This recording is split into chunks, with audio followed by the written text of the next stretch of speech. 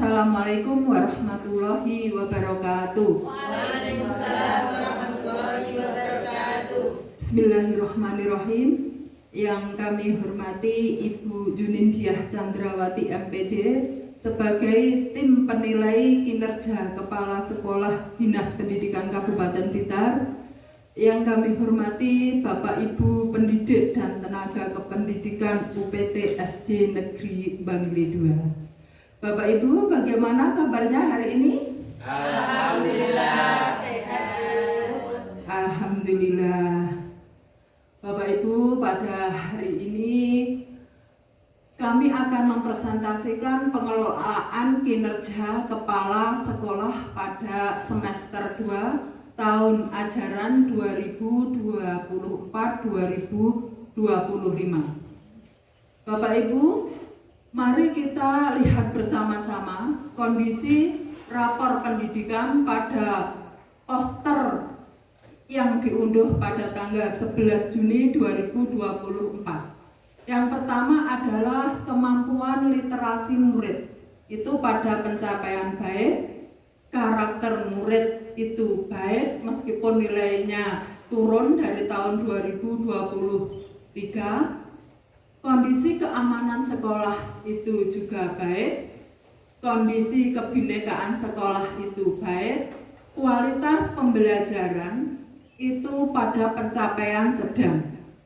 Nilainya turun dari tahun 2023. Kemampuan numerasi murid itu pada pencapaian sedang, meskipun nilainya naik dari tahun 2023. Bapak Ibu, seperti yang kita bedah pada kegiatan komunitas belajar kemarin, bahwa pencapaian sedang itu harus kita perbaiki melalui program sekolah untuk membenahi kualitas pembelajaran dan kemampuan numerasi murid.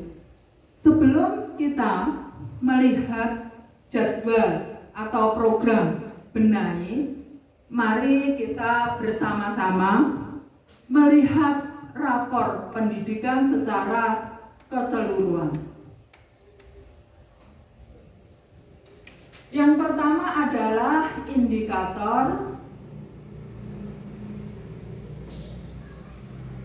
kemampuan literasi pada A.1 itu baik, A.2 kemampuan numerasi sedang, A.3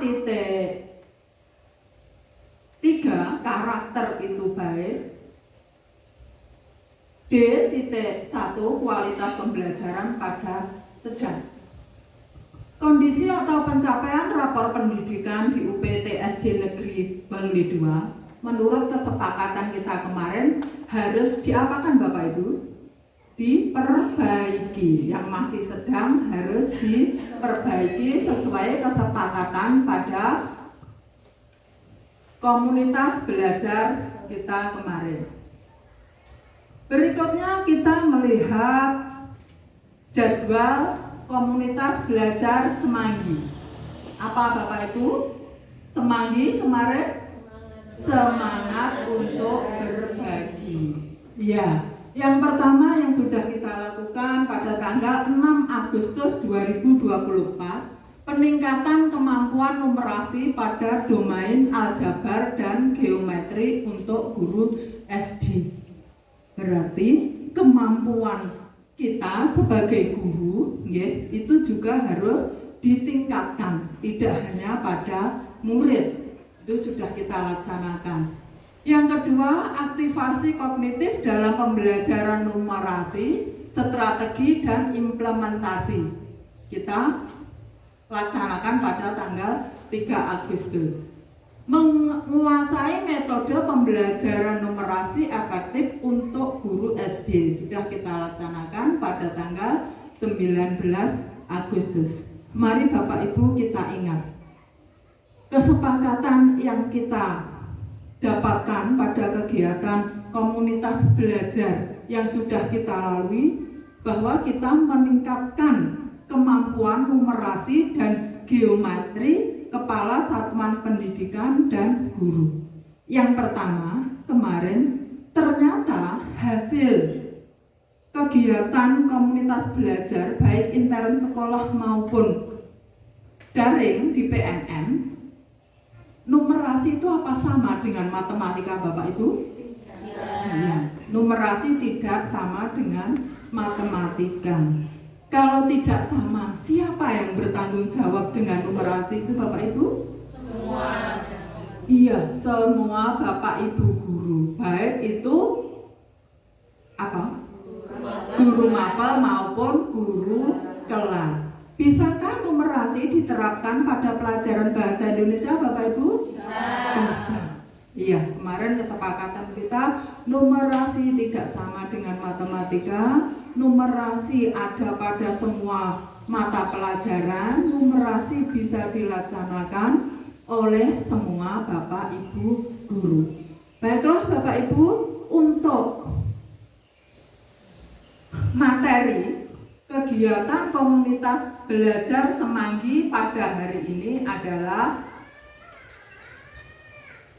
tentang strategi, tentang metode pembelajaran interaktif untuk mendukung kemampuan numerasi.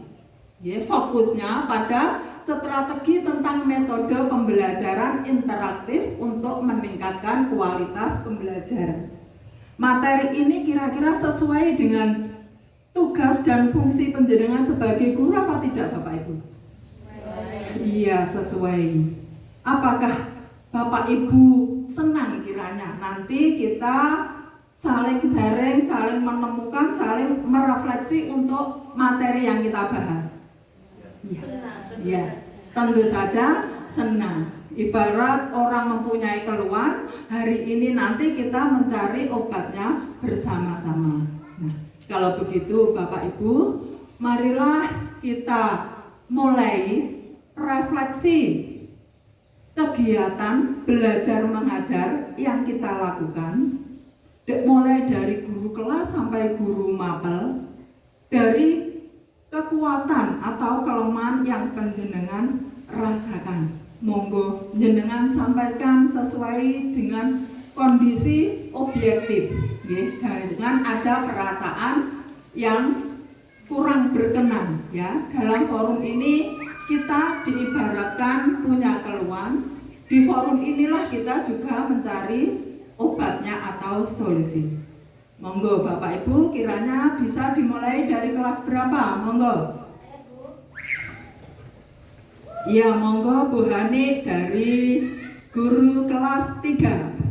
Bapak Ibu yang lainnya menyimak mungkin refleksi yang disampaikan oleh Bu Hani nanti.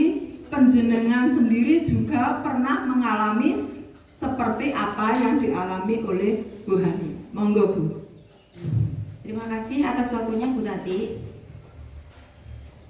Di kelas saya itu ada anak yang ketika pembelajaran itu masih suka bermain, bahkan dia itu membawa mainannya dari rumah. Nah itu mengganggu aktivitas pembelajaran si anak tersebut. Jadi anak kan kurang fokus terhadap materi yang disampaikan oleh guru. Terus itu upaya apa yang bisa saya lakukan untuk mengatasi masalah tersebut Bu Tati? Iya, terima kasih. Memang dunia anak itu sangat dekat dengan bermain. Bahkan Bu Hani, muridnya ada yang setiap hari itu mainannya membawa dari rumah. Nah, Bu Hani, apa upaya yang sudah penjenengan lakukan untuk menghadapi murid penjenengan seperti itu? Di kelas itu saya beritahu untuk menyimpan mainannya dulu ketika pembelajaran. Nanti kalau waktunya istirahat digunakan mainan lagi tidak apa-apa. Seperti itu Bu tadi. Ya, ketika anak-anak itu yang membawa mainan suruh menyimpan mainannya, itu apakah anak-anak terus fokus pada pelajaran yang penjenengan sampaikan? Jadi fokusnya itu hanya sementara. Jadi fokus ke pembelajaran, setelah itu dia mengeluarkan mainannya lagi. Padahal pada saat itu masih pembelajaran masih berlangsung. Seperti itu. Iya, berarti ketika suruh menyimpan mainannya, justru anak itu tidak menyelesaikan masalahnya untuk mengikuti pembelajaran sampai waktu istirahat. Ada upaya yang lain, Bu Hani? Itu saja Bu Tati. Ya, terima kasih. Itu Bapak Ibu yang disampaikan oleh Bu Hani. Mungkin ada Bapak Ibu yang mengalami masalah seperti Bu Hani dan mencari solusi, dan solusi itu bisa berpengaruh pada kondisi psikis siswa dan anak bisa ikut belajar dengan baik seperti temannya yang sudah aktif. Monggo. Saya Bu.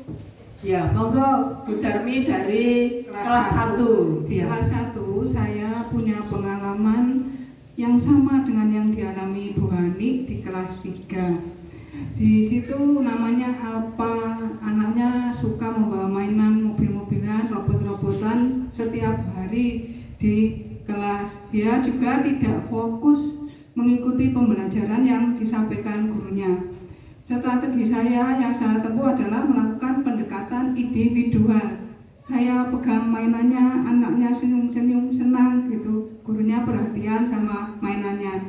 Saya melakukan tanya jawab berapa jumlah ban mobil pada mainan tersebut. Dia jawab dengan semangat, 4 Bu, kalau mobilnya ada 2, berapa ban mobilnya?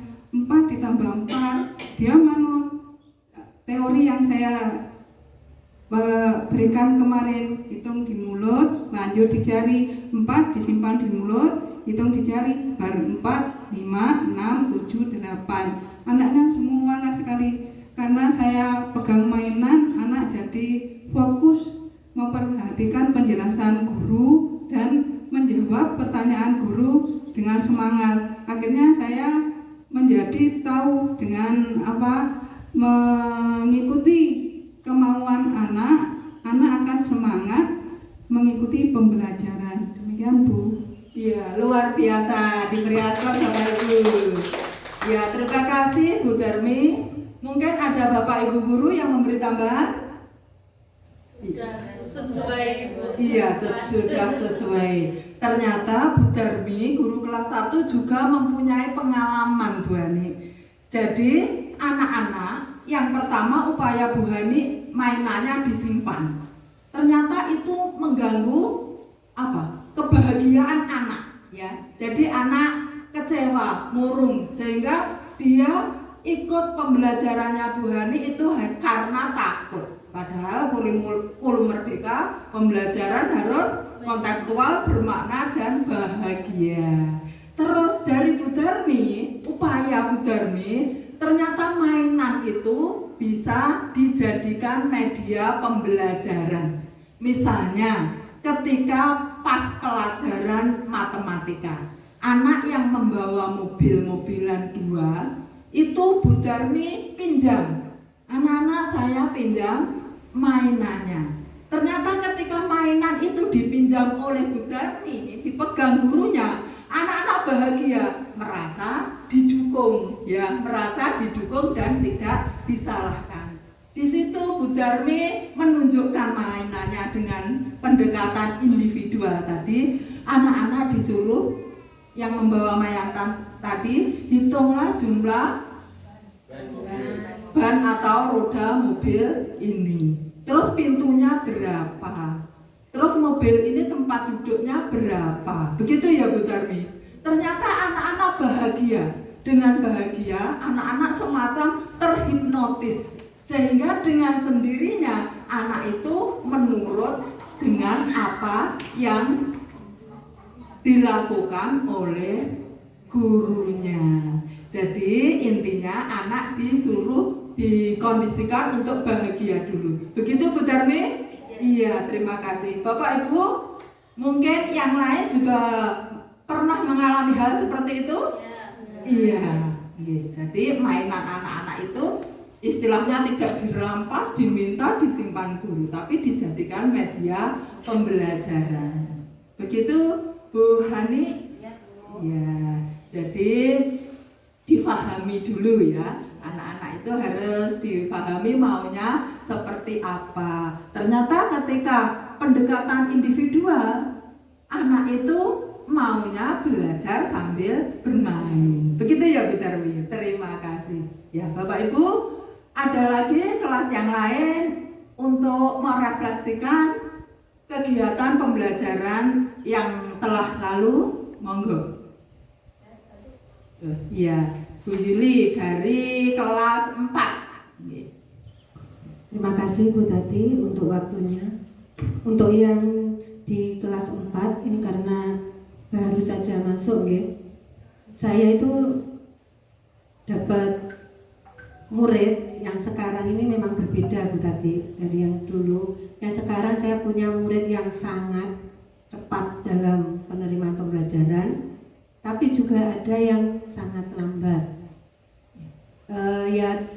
Yang sangat cepat ini hanya satu anak sebenarnya, tapi yang sangat lambat itu ada beberapa. Nah, untuk di kelas saya itu sudah mencoba. Kalau di awal itu kan kita biasa pakai yang metode ceramah, ini dulu dijelaskan dulu seperti itu. Nah, setelah itu saya berikan tugas melalui diskusi. Tapi ketika diskusi ini, nah anak-anak ini kalau yang kelompoknya dapat radika ya cepat. Tapi yang kelompoknya dapat yang lainnya, nah itu melambat seperti itu. Dan kalau di ini kan kita nggak boleh dalam satu kelompok itu disendiri-sendirikan yang pintar sama yang pintar, yang tidak dengan yang tidak seperti itu Bu Tati. Nah, kendalanya saya, jadi tujuan pembelajaran itu jadi kurang tercapainya itu kurang cepat gitu ininya. Seperti itu Bu Tati. Saya mohon nanti juga mungkin teman-teman yang lainnya atau Bu Tati memberikan gambaran solusi untuk kelas saya. Terima kasih. Ya, permasalahan dari kelasnya Bu Yuli adalah beragam. Ada siswa yang cepat sekali mencapai tujuan pembelajaran. Ada yang siswa itu lambat sekali untuk mencapai kemampuan pada kelasnya. Nah, Bu Yuli, mungkin Bu Yuli sudah berupaya bagaimana untuk yang lambat itu mencapai kelasnya atau sesuai dengan kemampuannya. Apa upaya penjalan yang sudah penjalan lakukan?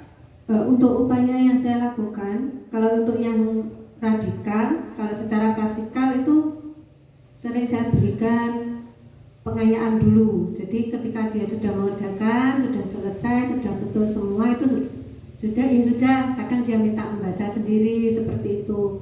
Oke, saya bolehkan. Tapi untuk yang kurang, ini kan ada beberapa Bu, selain yang memang sangat kurang.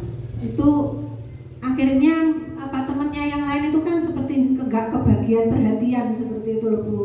Ini yang kesulitan bagi saya, kayak kalau saya tinggal ngurusin yang kurang, nanti yang sudah sedang ke atas itu kan jadinya kelendran, istilahnya seperti itu. Ya. Ada upaya lain lagi Billy? Untuk sementara ini masih itu Bu Tati. Jadi saya mencoba melayani mereka sesuai dengan kemampuan saya. Jadi yang mampu saya kerjakan itu yaitu dulu seperti itu. Jadi saya tidak terlalu mengejar untuk yang sangat kurang, tetapi ya istilahnya malah kegandolan gitu sama anak-anak yang seperti itu tadi. Terima kasih. Iya, terima kasih Bu Yuli. Dengan refleksi di kelas 4, Bu Yuli ternyata juga sudah melakukan upaya untuk kualitas pembelajaran itu baik, bahkan terus meningkat. Untuk yang anak kemampuannya di atas kelasnya itu sudah sesuai dengan ekspektasi gurunya, tapi yang lambat itu belum.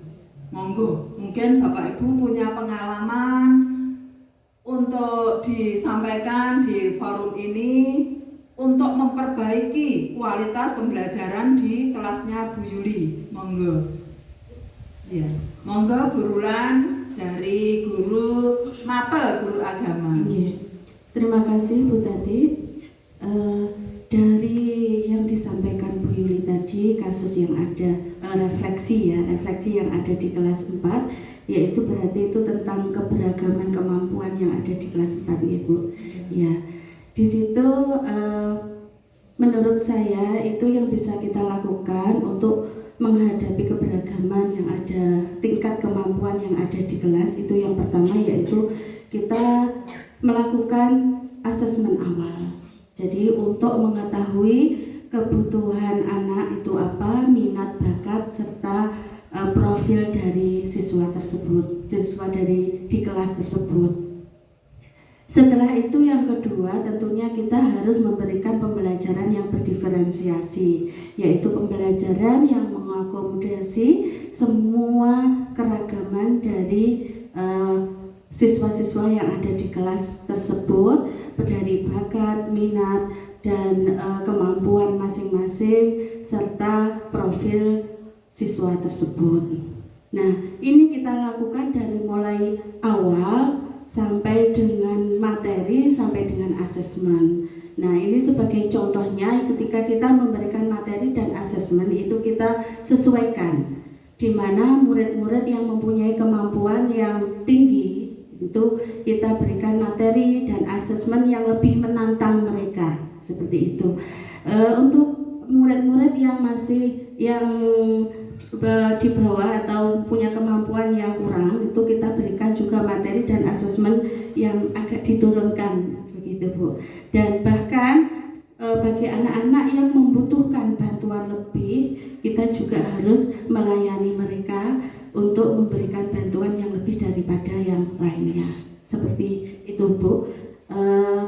Mungkin itu jawaban dari saya, bisa ditambah dengan teman-teman nanti. Terima kasih. Ya, terima kasih Bu Rulam. Dari Bapak Ibu yang lain ada tambah?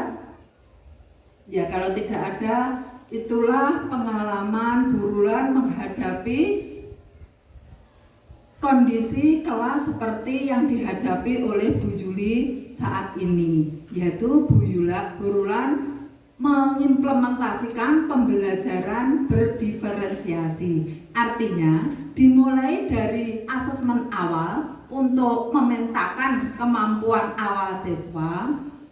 Terus burulan mulai dari perencanaan, begitu ya burulan, itu sudah dipetakan pembelajarannya itu sesuai bakat dan minat siswa. Itu mulai dari materi, otomatis materi itu dibedakan ya sesuai dengan bakat minatnya. Tujuan itu juga tidak sama, bahkan asesmennya itu juga dibedakan. Ngaten nggih Bapak Ibu? Ya, kira-kira Bapak Ibu bisa membayangkan bagaimana nanti kalau ada permasalahan seperti yang disampaikan Bu Juli? Ya, bisa. Begitu Bu Juli, mungkin bisa menginspirasi. Itu tadi, terima kasih. Berarti bisa saya garis bawahi bahwa pembelajaran yang saya lakukan nantinya harusnya memang harus mengampu semuanya. Iya, betul. Yang penting tujuan pembelajarannya itu tercapai, melihat dari anaknya tadi yang bagaimana. Kalau sudah berarti ya harus ditingkatkan, yang sudah sedang itu ya cukup gitu saja gitu. Yang ini berarti ya sesuai dengan kemampuan mereka. Gitu. Terima kasih Bu Rulan. Ya, terima kasih, diberi aplaus untuk Bu Rulan. Ya. Bapak Ibu ada lagi mungkin dari kelasnya yang lain? Ya, Bu Dewi dari kelas 6. Terima kasih Bu Tati. Untuk permasalahan yang ada di kelas 6 itu kemampuan numerasi anak-anak itu masih belum bisa mencapai kemampuan numerasi sesuai kelasnya. Saya masih merasa kesulitan bagaimana menanamkan konsep utamanya matematika itu untuk bisa diterapkan pada mata pelajaran lain atau kehidupan sehari-hari anak-anak. Misalkan itu pada hari Jumat, anak-anak waktunya mata pelajaran olahraga, otomatis uang saku mereka itu lebih dari hari-hari biasanya. Dan padahal pada hari itu ada gerakan tangan di atas. Bagaimana metode pembelajaran yang harus saya terapkan untuk bisa meningkatkan kemampuan numerasi anak-anak di kelas saya, Bu. Iya, terima kasih Bu Dewi. Refleksinya Bu Dewi bahwa kelas 6 itu kemampuan numerasinya banyak yang belum mencapai pada kelasnya. Artinya sesuai dengan kelas 6 waktunya sudah bisa membagi, mengali, menjumlah, itu apa? Ada yang belum bisa. Terus upaya apa yang sudah panjenengan lakukan Bu Dewi? Upaya yang sudah saya lakukan itu saya mengajak anak-anak melakukan metode tutor sebaya, Bu. Jadi anak-anak yang kemampuannya lebih itu saya suruh mengajari anak-anak yang belum bisa.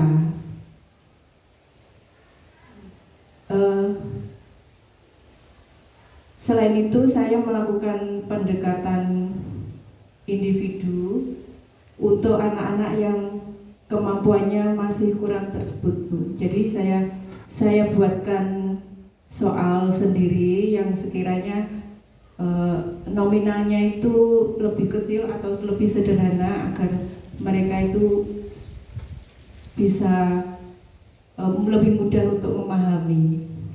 Tetapi sebenarnya hasilnya sudah meningkat, tetapi masih kurang maksimal. Jadi masih belum bisa, belum sesuai dengan harapan saya, Bu. Ya.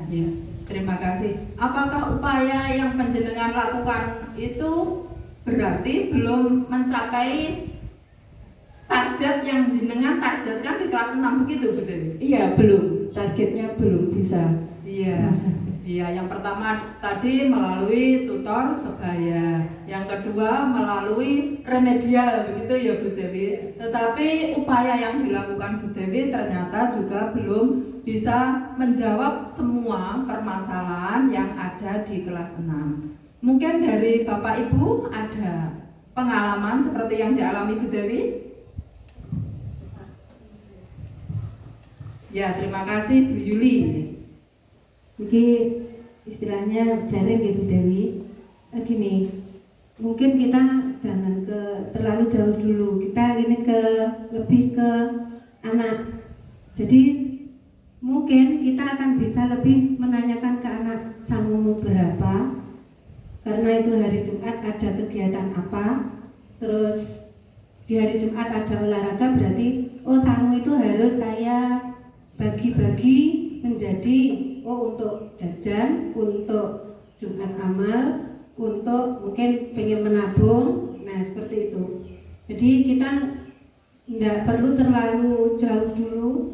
Yang penting anak bisa mengelola dari keuangan itu. Jadi dari kehidupan kita sehari-hari dulu gitu maksudnya.